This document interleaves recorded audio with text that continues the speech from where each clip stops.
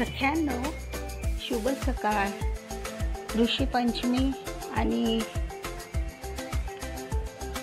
मूषक दिनाच्या शुभेच्छा. तर आज आपण मूषक उंदीर मामांसाठी खीर बनवणार आहोत. एका बाजूला खीर बनते. नंतर आता आपण दूध, म्हणजे बिना कष्टाचे, बैलाच्या कष्टाचं खायचं नाही ना आज, म्हणून. नंतर हे ओलं नारळ, शेंगदाणे, नंतर मक्याची कणीस, कांदा, कोथिंबीर, टोमॅटो, चिंच, ओली मिरची, नंतर ओली मिरची, भेंडी, गाजर आणि हे देठ असतात की नाही लाल माठाचे, ते देठ, ते छोटे छोटे मला मिळाले मार्केटला, ते मी आणले. नंतर ही अळूची पानं, अळूचे देठ सोलून ठेवले आणि ही अळूचे पानं कापून ठेवलेली. चला तर आता आपण हे सगळं उकडून घेऊया, मग नंतर तुम्हाला मी दाखवते.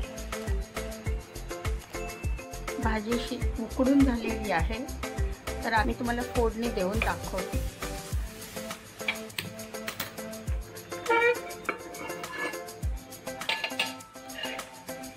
त्यामध्ये फक्त कढीपत्ता टाकायचा, दुसरे काही जिन्नस टाकायचे नाही.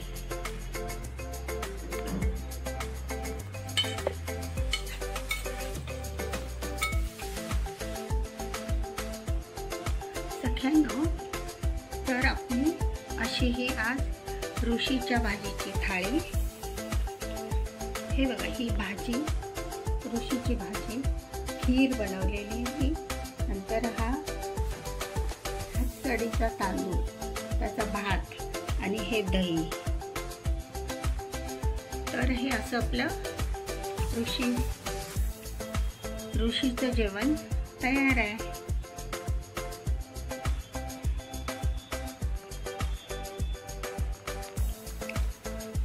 कसा वाटला तुम्हाला व्हिडिओ? लाईक करा, शेअर करा, सबस्क्राईब करा. थँक्यू सगळ्यांनो. ऋषीपंचमी, धन्यवाद.